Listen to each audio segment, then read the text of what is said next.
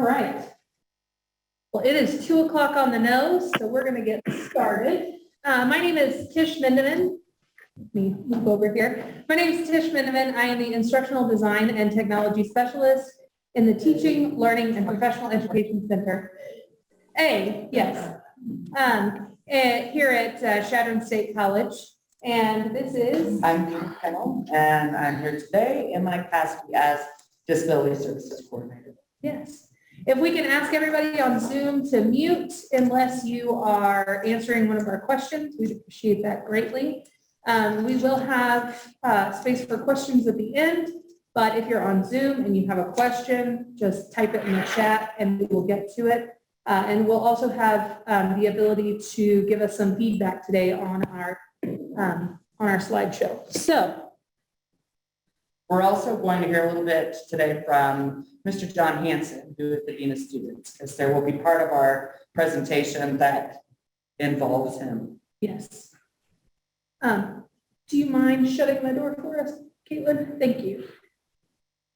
So when we talk about disabilities, what do you think of when you hear the word disability?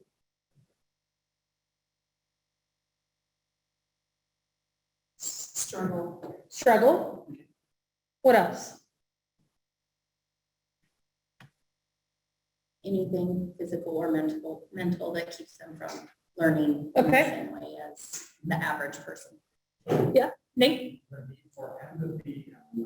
The need for empathy and learning. Excellent. Are there any specific disabilities that you think of when you hear the word disability services? The first thing that usually pops in is like a physical impairment, and then there's also, the mental health struggles and stuff as well. But physical is something you can observe. Right. Usually the first thing we think of when we talk about disability services is either blind or deaf, because those are two of the largest categories in which we have students, but or where we used to have students. But now, not all disabilities are the same, and there are a lot of invisible disabilities. So people with the same disability also don't process it the same way. So just because you have a student who has dyslexia doesn't mean that they process the same way as this student who has dyslexia. So we need to understand that while these are some general guidelines, they're not one size fits all. And there's a lot of, since there's been an increase in the number of invisible disabilities that are being diagnosed and seen, there is some stigma with people thinking that people with invisible disabilities are trying to game the system. They don't really have a disability, or their disability is not that bad. But that's something that we need to break away from. That's not something that they're actually trying to do. Also, you should never ask a student to disclose their disability. It's against federal law. So our student body is really changing. High functioning and visibly disabled students are part of the fastest growing proportion of our student population. You can see that in 2000, we had 892,000 students nationwide who were diagnosed with some sort of disability and were using disability services.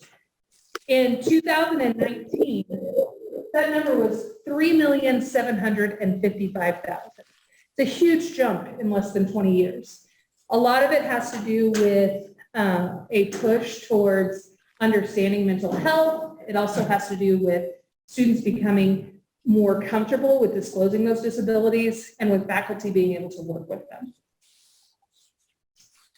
So part of what we wanted to talk about, or at least start talking about, is pretty big picture today, at least my role of the presentation. We're going to talk a little bit about the process that we go through at Chadron State when we're working with students who disclosed a disability.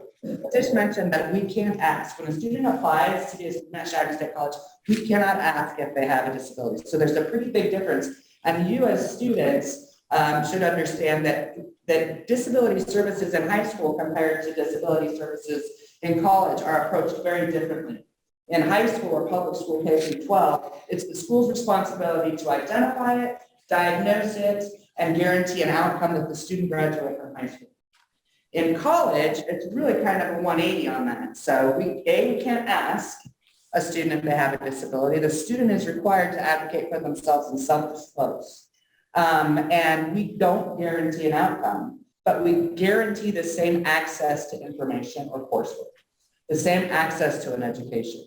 So you can kind of understand a little bit of the difference there. So once a student has identified to us that they have a diagnosis, then we'll start kind of our process. So as faculty who are participating in this today, if a student or staff, if a student discloses to you that they have a disability and they have not provided anything for you from my office, they need to be referred to me.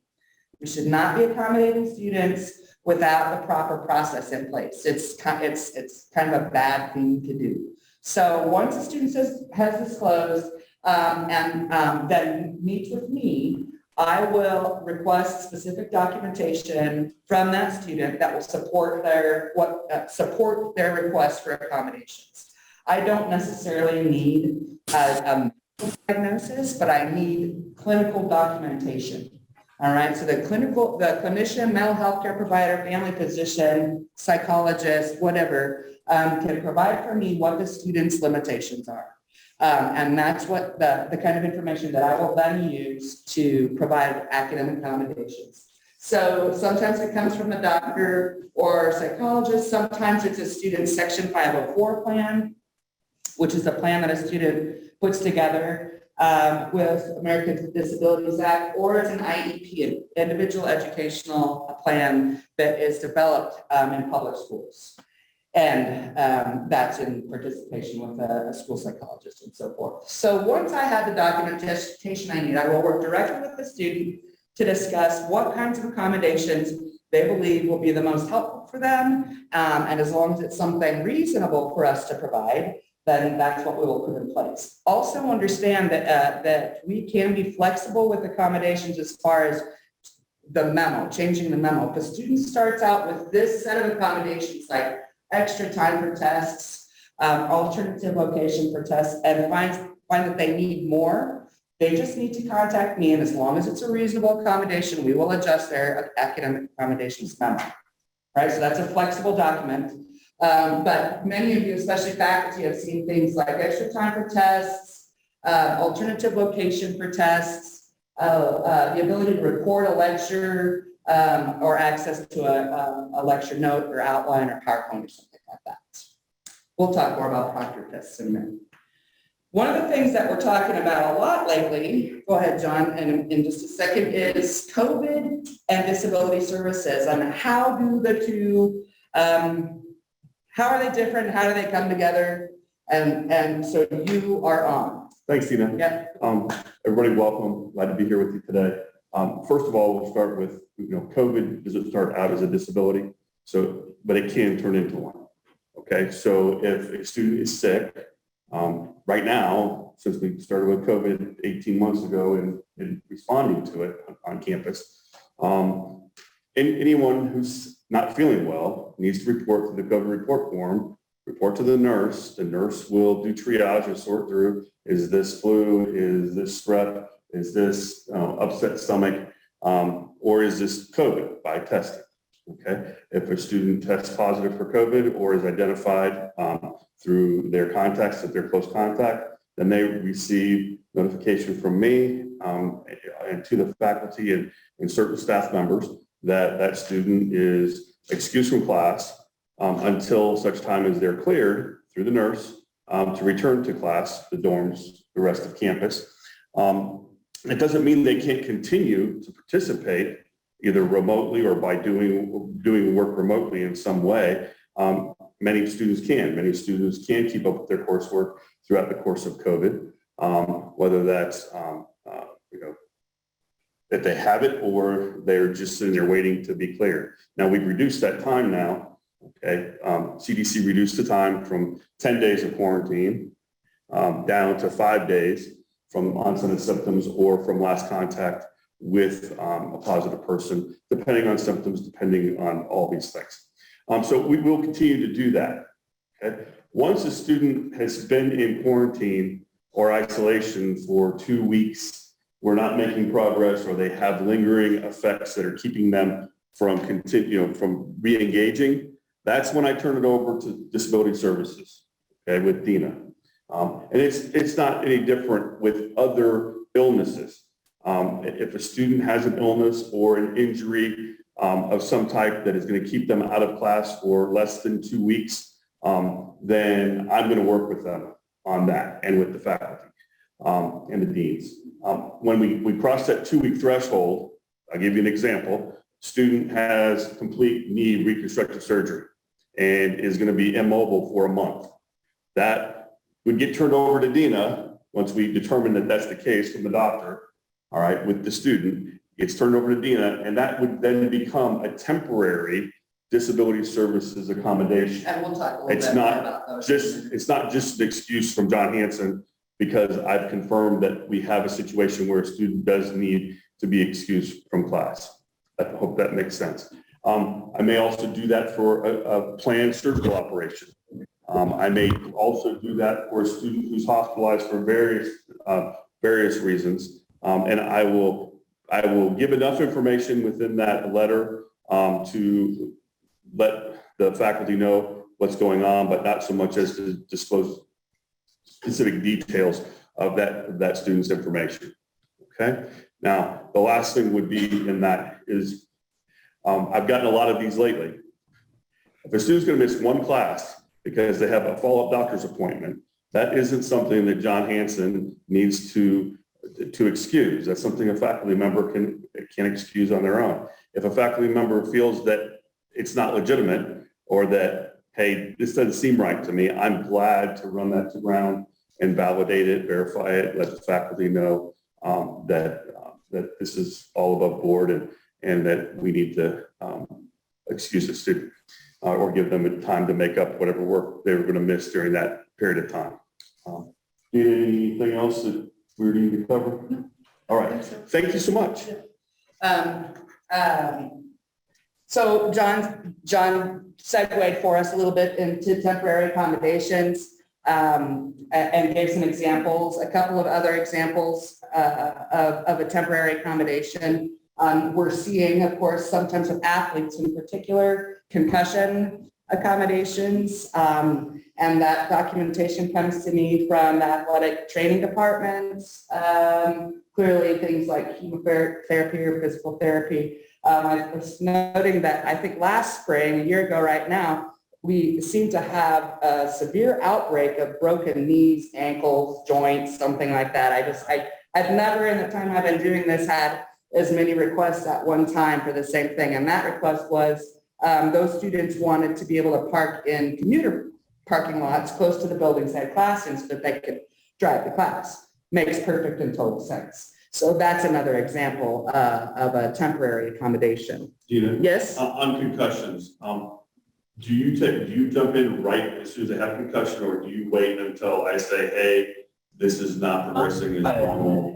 Actually, as soon as I'm notified, as soon as I'm notified by the trainer, and then the student says, yes, indeed, I do want some accommodations, then we will put those in place. Because A, it's short term, typically, hopefully, and we don't have to wait too long to put the accommodation. Pretty much my. So, okay, so now we have the issue or the topic of pregnancy and disability services. Being pregnant is not a disability, all right? Although those of us who have been pregnant might argue sometime in the last trimester you are, by definition, a little disabled. But anyway, so pregnancy by itself is not a disability. If a person is experiencing health issues outside and above and beyond what is expected in a normal pregnancy, like, for example, their doctor requires bed rest, that would be a temporary accommodation, okay? Otherwise, pregnancy in and alone and by itself is not covered under disability services. It's covered under Title IX. We've chosen as an institution to run it through the notification portion. If a student notifies you they're pregnant, ask them to notify me. I will issue a notification of pregnancy. Okay, in that notification is a guideline for the expectations of the student and the expectations of the faculty that sort of give you some guidance around what is reasonable. And that's the next page kind of, this is what that memo looks like. Some of you as faculty may have seen it, and so on and so forth. This just sort of gives you a general idea of what we would consider reasonable. Failure to reasonably, and we're going to use accommodate in this conversation, although it is not a disability services accommodation. Failure to reasonably accommodate or work with a pregnant or parenting student is a violation of Title IX. Nate? You said parenting as well. I did. So is that, should faculty be saying, okay, I have, so, because I've had students say, sometimes I have trouble getting childcare at the beginning of the semester, for instance, when I meet them for session. I would, Is that the kind of thing that we want? so this is going to, I'm just going to say just a couple words and then the rest of it really should probably be a Title IX conversation. Sure. So if you have concerns, if you're not sure, if a student is missing an excessive amount of class because of parenting issues, I would have that conversation with me and Megan. Okay. So that we can kind of discern what direction it might need to go. But I don't need to contact anybody if they say, I have a child and I'm primary caregiver, or I don't have, okay.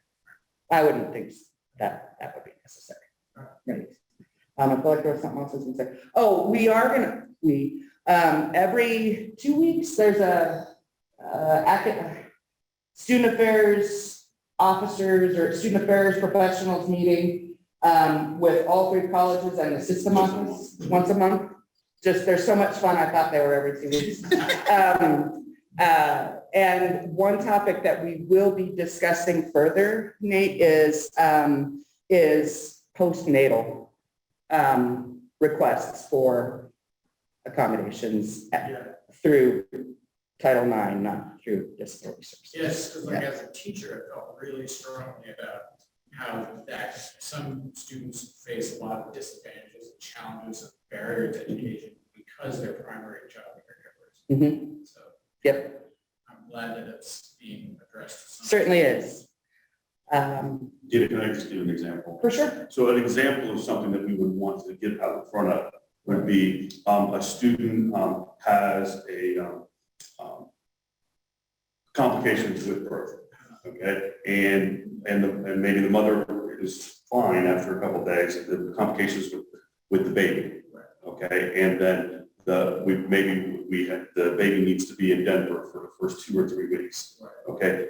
Doing a accommodation, okay, it wouldn't be a disability service accommodation, it would just be an accommodation to work with that student to either give additional time or excuse those absences from the physical classroom, whatever was being requested and was reasonable to be able to continue and complete the outcomes of the course, we would want to do, because if we denied that, if we said, no, sorry, from a human, being a human being perspective, we want to help, right? But the reality is there are people out there that aren't going to think that way and would potentially say, no, I'm sorry, you missed class, you haven't turned your assignments in, I'm not going to change the deadline. It doesn't happen very often, but as an institution, if that were to be done, then that person would be sitting in or calling the Title IX office saying, I'm being discriminated against based on parenting and childbirth. And then we're responding, we're reacting versus being proactive, which is, let's be proactive, let's get ahead of it, let's know about the situation, let's do the right things. So if a student knew that was going to be a problem, best policy for a student would be contact Title IX and say, this is going to happen. And again, here's where we're going to be weird. You're going to contact me. Oh, okay, so you, Yeah. and you'll filter it into Title IX. Exactly. Half the time, If necessary. half the time, I'm the one that the student will contact. Right. Provide more of that. Anytime, and it's fine, anytime a student has a challenge, I don't care what the challenge is. If they contact my office, they contact me, I will get them to the right people to get them what they need. But ideally, But, yeah, I find contact, but ideally. Yeah. Do you need the student to contact you, or can you take a faculty referral, like if a faculty Well, member? we do that all the time. In the care referral, then the care team would identify who needs to take lead on that. So yeah, if a faculty member will reach out, and this happens all the time too, I'll have a faculty are great about this. This is what a student disclosed to me. I want to share this with you so that it can get in the right lane. And as soon as I get that, I go, okay, this is where we need to have somebody reach out, and this is who needs to do it because of their expertise, the area that falls under. But we can't provide any accommodation until the student. That, I was gonna say, that we may reach out, but the student has to say, yes, I want this. We're not just gonna say, here you go, because, right, Yeah. okay. We're gonna go ahead and move on and talk a little bit about test proctoring. So there are two different kinds of test proctoring that we experience. The first kind of test proctoring is that for students who are taking an online class. So there is an online class right now of chemistry, and that instructor is requiring that those tests be proctored. All right, that particular responsibility is not specific at all to disability services. All right. However, there are faculty or there are staff in the library who have been willing, specifically Tish and Nate, to proctor those tests. That is just standard everyday proctoring.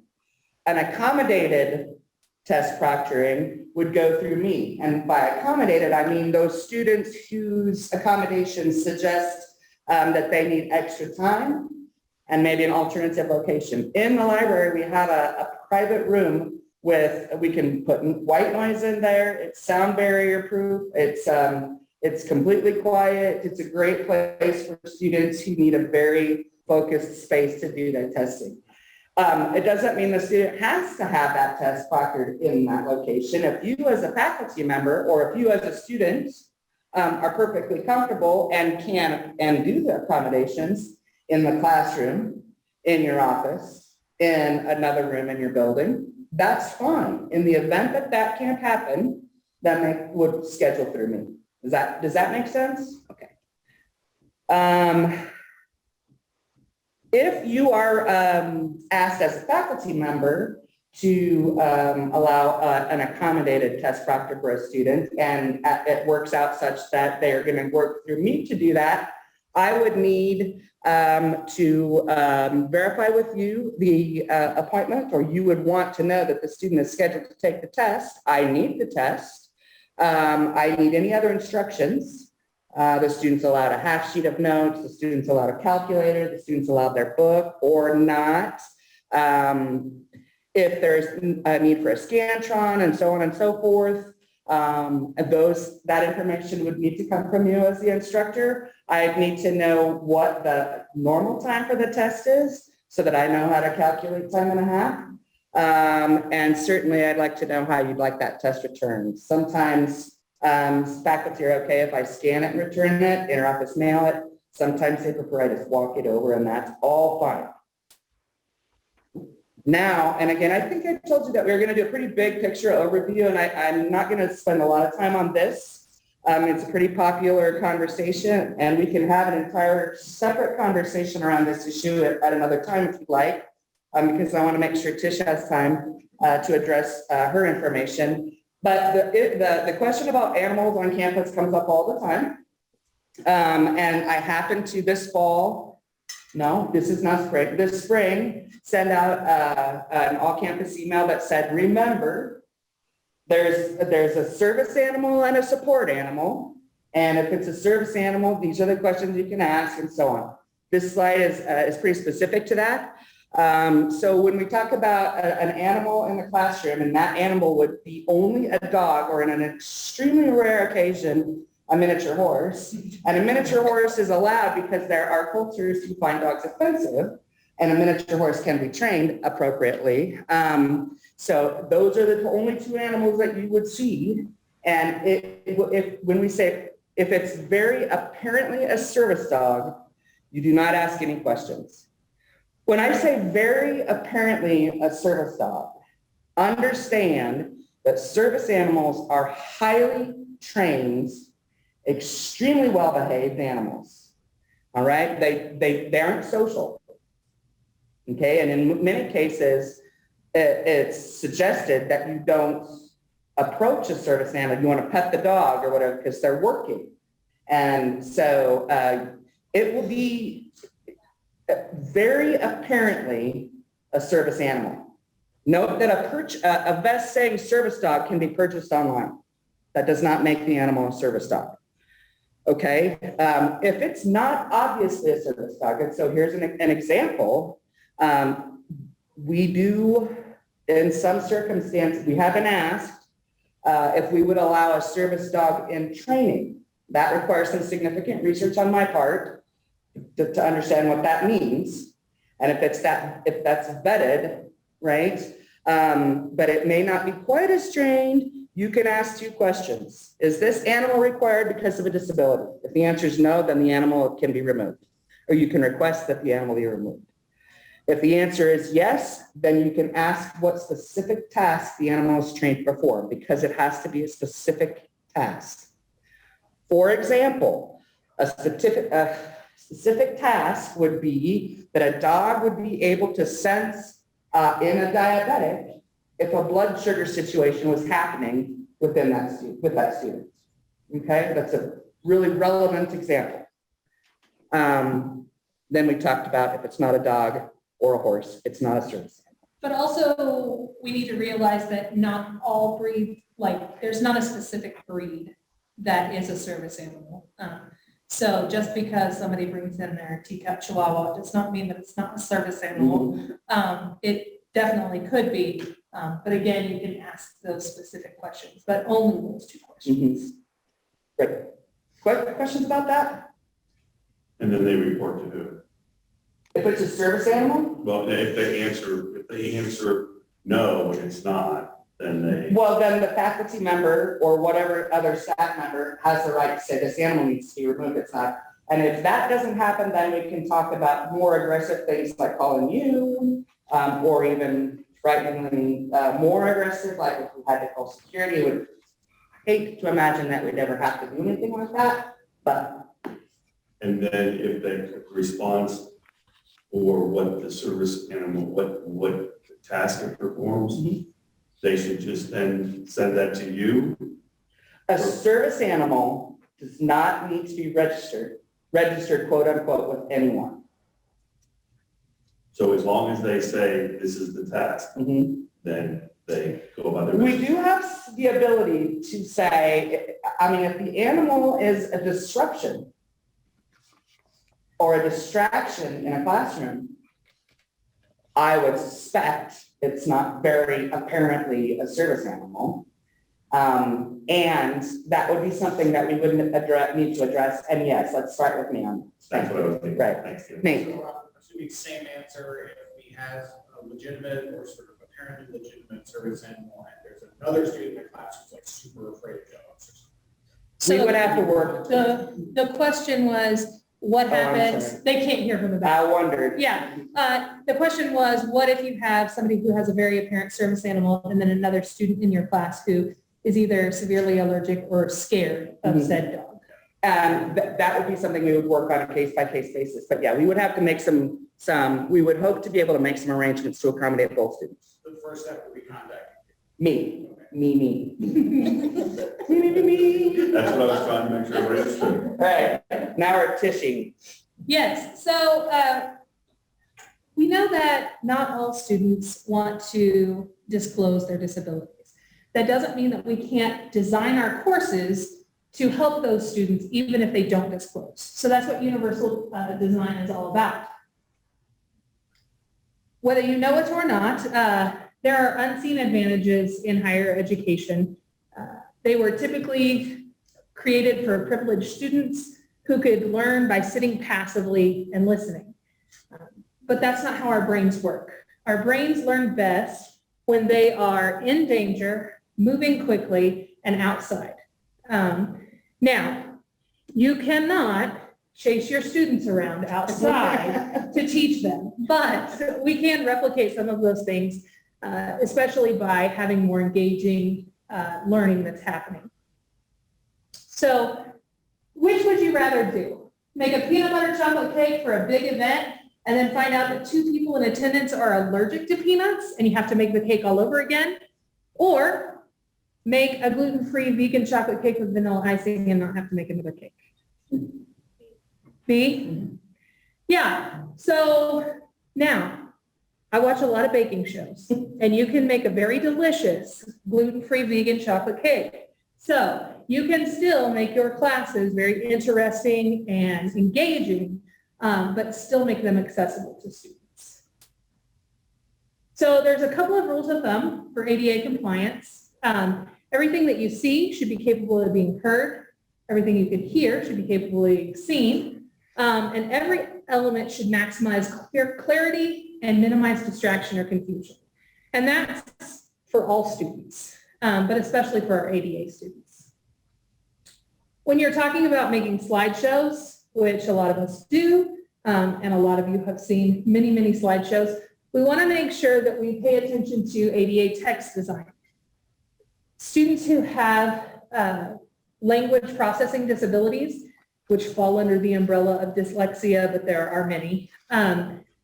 When we use something with a serif on it, which means like the little line at the end of the S would be there. Yeah, Times New Roman would be a serif font. It can confuse how they read it. Having dark text on a light background is preferred. Avoiding complementary colors. Anybody know why that one would be? Who that would affect? Colorblind people, yes. So I just made a flyer today and I sent it to my husband. I always send it to my husband because he's colorblind. And I'm like, can you read this? And he was like, I can, but. So I changed it up. Tables and charts should have headers and in-text summaries. So if you were blind and you couldn't see a table, you need to be able to understand what's going on in that table, whether you can see it or not. Using larger font, 12 point or greater. Who knows what case text is? Anyone can, even if you're on the Zoom. So case text would be bold and italics. So changing the case of it. So use those sparingly because those can also, for those with language processing diseases, can cause a problem. Having clear and uncluttered slides, hyperlinks. Don't just put click here because that can confuse the student if they're listening where they're supposed to click. And then making your documents searchable. So if you're going to put, yes. Are we going to hold questions or ask? No, go ahead. Right. The hyperlink thing, is that because the screen reader will say that it's a hyperlink? Yes. Okay. Yes. Do you want to repeat the question? So the question was, will the screen reader just say it's a hyperlink? And that is correct. So you want to make sure that you don't just put click here. Searchable documents. So if you're putting up PDFs online, make sure that they are searchable. That doesn't just help your ADA students, that helps any student. So if I'm writing a paper about, give me a topic, Chantal.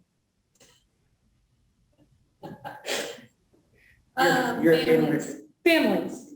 And I know that somewhere in Dr. Hayes's third PowerPoint, there was stuff about families. If I can search that, then that makes it easier for me to be able to go back and find that information. So again, when we're doing this universal design, it doesn't just help our ADA students, it definitely helps our other students. Images and graphics, they should be purposeful. We should avoid blinking images. Does anybody know why? They can cause seizures. And then add alternative text. Now, Deena, how would you alternatively text this image right here? I would describe it as hands feeling braille prints. Yes, Because if you just put hands on paper, are they going to know the significance of this particular image? No. So you want to make sure that the alternate text that you're giving them provides a lot of context. So, Yes, ma'am. just from taking courses, I'm trying to think of instances, and one instance is I have an instructor who didn't require us to have a book. Okay. She wanted to save us money, so she scanned pages of books and assigned them for readings, but there's no possible way somebody who is, say, blind could read that because it's just scanned pages. Unless they turned it into a PDF that was a searchable form. Right, and I don't think it is, so I'm trying to. So if faculty are having trouble with that or are doing that and they need our help, we are more than happy at the TLPEC to help them do that. So that- do most instructors know that these are requirements for their courses, or does? That's what we're trying to say right now. Okay. I'm just trying, Right, if right. I was that student and I signed up for that class expecting that, I can't imagine how frustrating that. I would say that most instructors recognize that they need to do that, but sometimes we don't always know the kinds of tech. Just putting this presentation together with Tish and going over it, I've learned a whole bunch of different things Yeah. about what faculty can do. Sure. Of course, I'm not a teacher, so I don't do this stuff on the daily, but I'm so I mean, we might not all be aware of the technology that's available, and that's one of the things Tish and Nate can really be helpful. The other thing that Deena can help with is she can.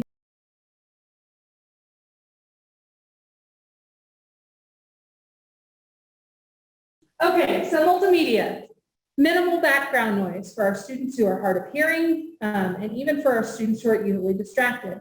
Make sure that you're recording in a place that you can get consistent volume, limited background noise, that you provide transcripts. Now, I know that transcripts are the bane of faculty's existence. I am aware of this. However, there is a cheat around that we have discovered where you open up Microsoft Word and you turn on the dictate.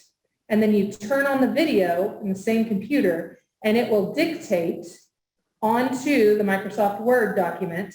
And then all you have to go in is just tweak it a little. So it will take all of the transcript and put it in there for you. And then closed captioning should be available. If you put it on YouTube, they automatically close caption things for you. We also have Camtasia over in the TLPEC, which is free for faculty to use so that you can add your captions as you want them. We also have rooms where you can use quality equipment to make sure that you can get the minimal background noise and the consistent volume. Questions? Cool. So now we're going to talk a little bit about specific disorders and accommodations that we can provide that will benefit all students or will not be deficit to other students.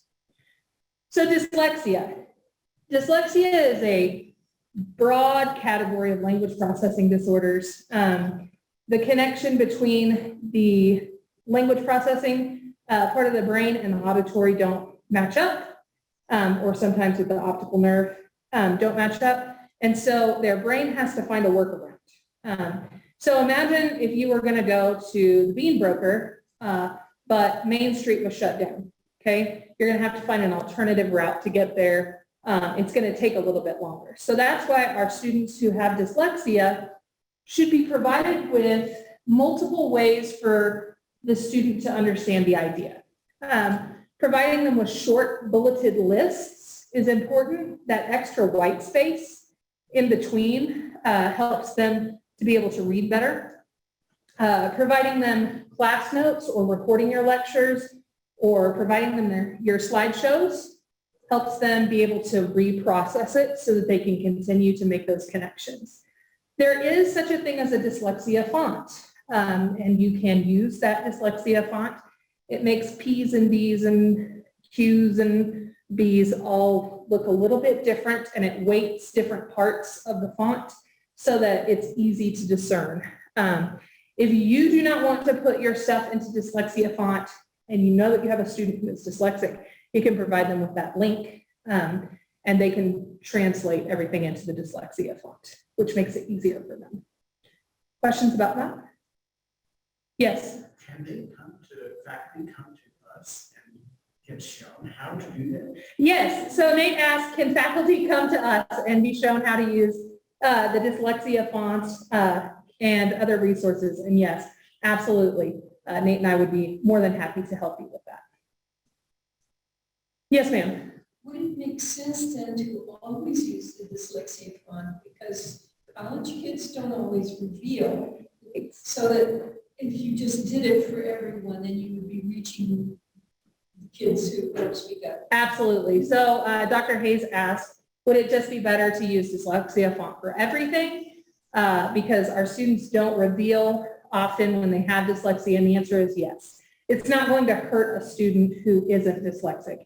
I can read the dyslexia font just fine. I would also add that it's not just students who don't reveal. Even more often, it's students who weren't diagnosed in high school and maybe can't afford to see a clinician and get an assessment.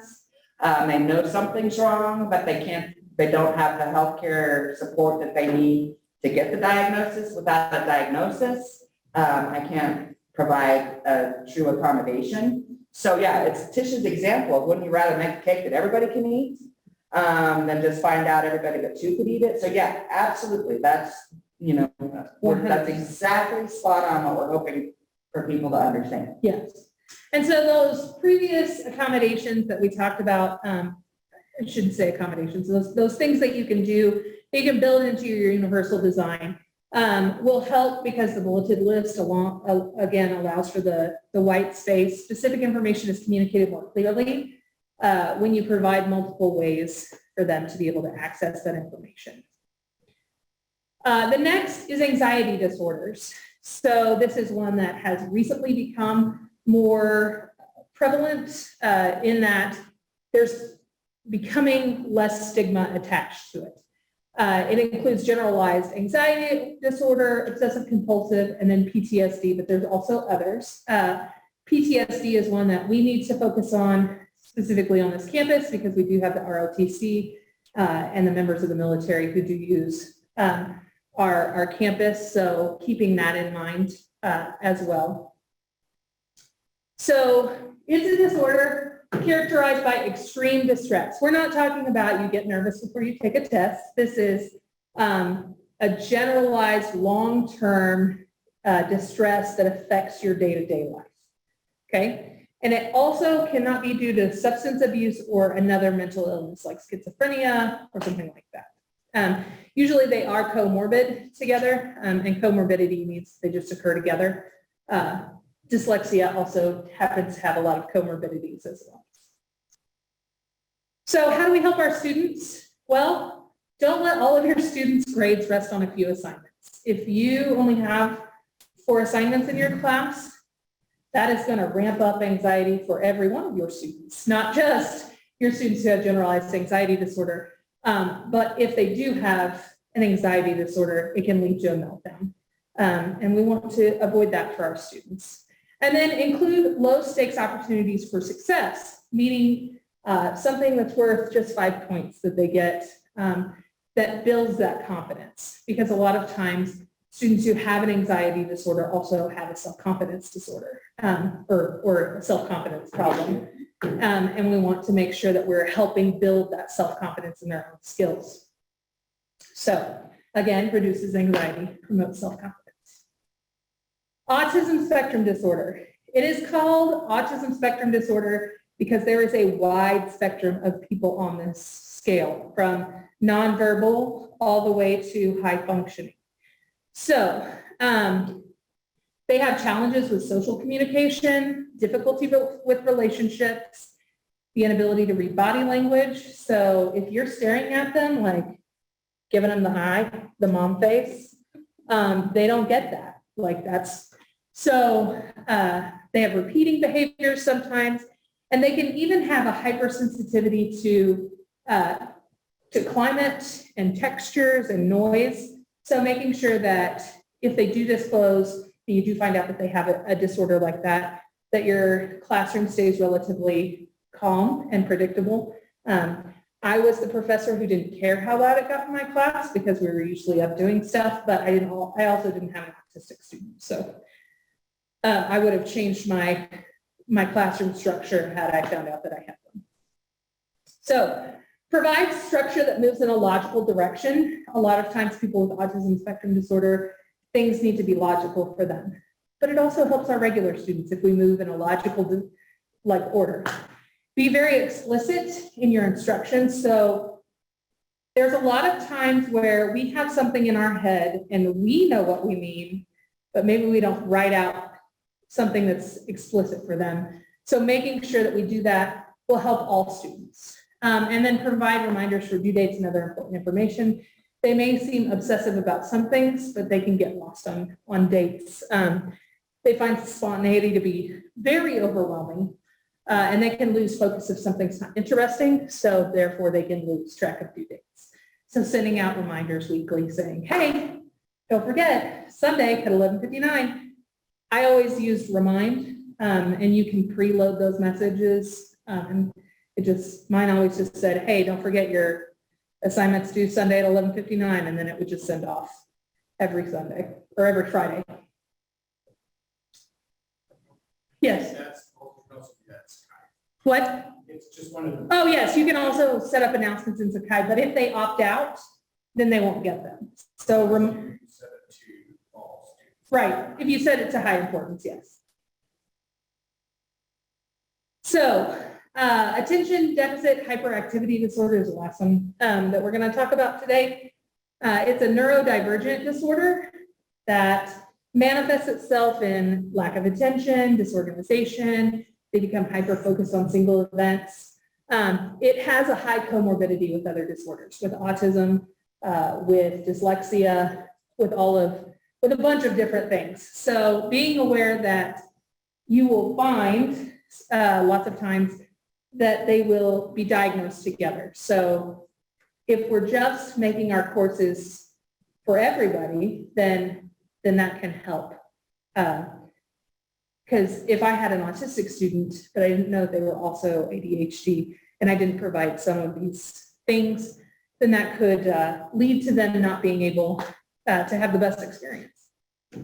So an explicit list of due dates, explicit instructions again, and then low-risk opportunities to build confidence. A lot of times our students who are ADHD, when they are in public schools, have been told that they're dumb, that they'll never succeed at anything, which is a terrible thing for anyone to say, but they come with a lot of low confidence. And so being able to build in those low-risk opportunities to build that confidence really will help your students. Questions? Cool, because I've got a question slide. So Do you want to check the chat? yeah, let's check. Yes. I actually have a question. Yes, So, Carrie. say you have a student that gets accommodations in fall. Tells Okay. you they have a disability, gets accommodations in fall, has it all set up for classes. Then when they get enrolled in spring classes, is it up to the student to tell each individual professor they have accommodations? So the question is, what happens if they're all approved and get an accommodations memo in the fall, then they come back in the spring? How do they handle that? The answer is they should come to me every semester and request an updated issue of the accommodations memo. And that is something that I may historically not have been as good about telling students to do, because I'm very sure that there are students who are using a memo from fall for spring prep classes. Nobody's going to jail for that. That's not a bad thing. It's not a big deal, but they really technically should get a new set of accommodations memos for every semester. Now, let me talk about the actual logistics of a memo. So typically the student comes in, we go through our process, the documentation, we discuss the accommodations, I develop a hard copy memo. I no longer will include an actual diagnosis unless it's the nature of the diagnosis itself is valuable information on a memo. And my example of including a diagnosis that's relevant would be, for example, a seizure disorder, where it would be valuable for the instructor, the classroom, to be aware of that. Okay, so backing up then, so I'll put the accommodations on it. I will create hard copies for the student to distribute to the faculty at their discretion. All right, so sometimes you have a student who has a language disorder, they don't need an accommodations in a math class. The reverse example is a better example. They have a math processing disorder, they don't need it in an English class. So they choose not to give it to their English instructor, and that's their prerogative. With online students, with written permission and an email, I will distribute the memo electronically. We also have some occasions where a student may have a mobility issue, in which case, but they're on campus, and I will go ahead and email that. So, Okay. does that answer your question and then some? Yes, Okay. thank you. So the question was asked, where do we find the dyslexia font? It is free if you just type in dyslexia font. I've added it to the chat and I will email it out later. It is free to download. And you can see that it has some different things. It has clear baselines, different shapes for like B's and D's, and then longer sticks as well to try and help students with dyslexia. So I have added that. The slideshow will be available online. We will make it a PDF along with the recording so that if you need it, we will be happy to provide that as well. We do have some additional reading if you desire some additional reading. There is, let me get this where the Zoom people can see too. So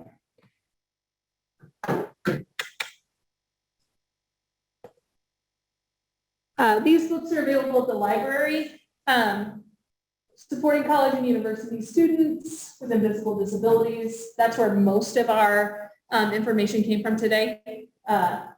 On learning disability, university, and chronic illness. A lot of times we don't think about chronic illness as a disability, but we need to think of it in terms of a disability because our students with chronic illnesses a lot of times have problems with being able to attend class on a regular basis and things like that.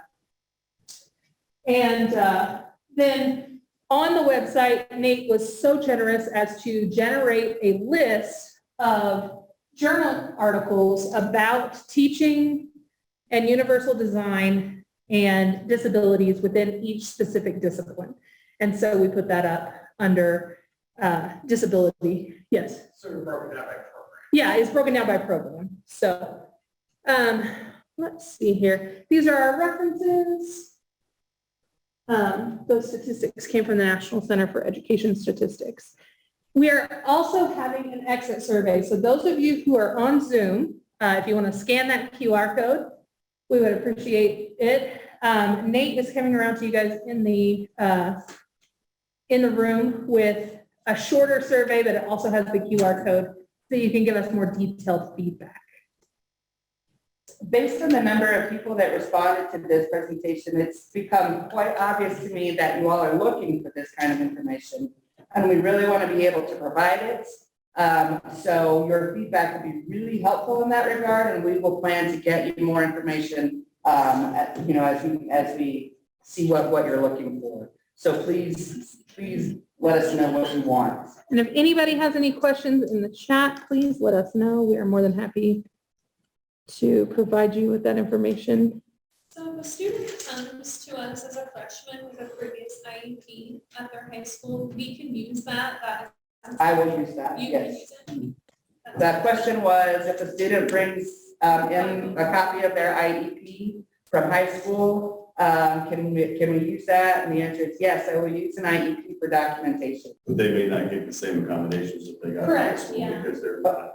Absolutely. I just didn't know. if But it's very it was- helpful to me Absolutely. to see the nature of the accommodations, and then we can put in place what's reasonable. The thing that I'm getting the most out of this is on the student services side and how we communicate to students from our offices. And Absolutely. And it would be really great, and it's something that I want to work more on with admissions specifically about how we can have students self-identify earlier. Yeah.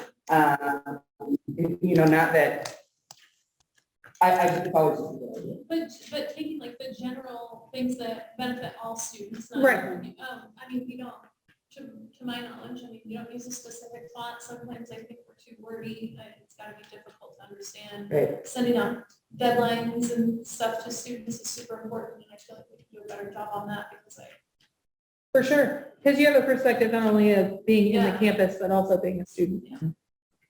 Yes. As a faculty, whenever I teach, part of the first day of class, I spend like 5 minutes talking about the importance of self-reporting, that college is designed to be really challenging for neurotypical people, and so you're not getting a leg up. If you receive an accommodation, you're just evening the playing field out, and that, so things like that, just to explain that it's not, there's no benefit to playing on extra hard if you don't get any bonuses at the end of the game.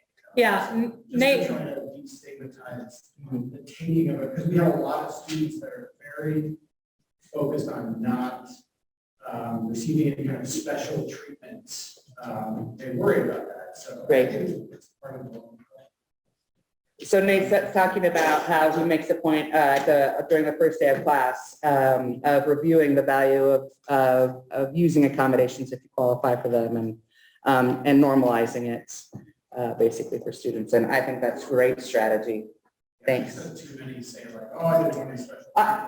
It just slays me the number of first-year students who are going to come to college and say, I'm going to try it without my accommodations. And my response has been, I can't think of a worse time in your life to try that. Like, this transition is huge already. Why would you do that to yourself? So, and I tell that. I could give you a specific example of this with my own daughter at another institution. She had found all the different workarounds. She's been an exceptional student, but for her dyslexia and her anxiety, and never went and got accommodation. She's in her senior year. Okay, she has a faculty member that has said, "I'm not going to allow you to use technology in my classroom." Well, one of her workarounds is she uses her iPad to take notes. And some other things associated with that. Now, luckily for her, she went to the faculty member in that institution and said, I've had you before. I've used this in every class. She could show her how she does it and the result. And the faculty member said, as long as you sit in front of the class, that will be fine. Because what the faculty member is trying to do is to get them off of Amazon and working with what she needed. But had she gone through the accommodation process when she was a freshman, she would have been not had to go and ask that her senior year. And I would maintain that as a faculty member, it's your best bet to refer the student to me and go through the proper channel. Absolutely. Rather than accommodating them without the documentation in place.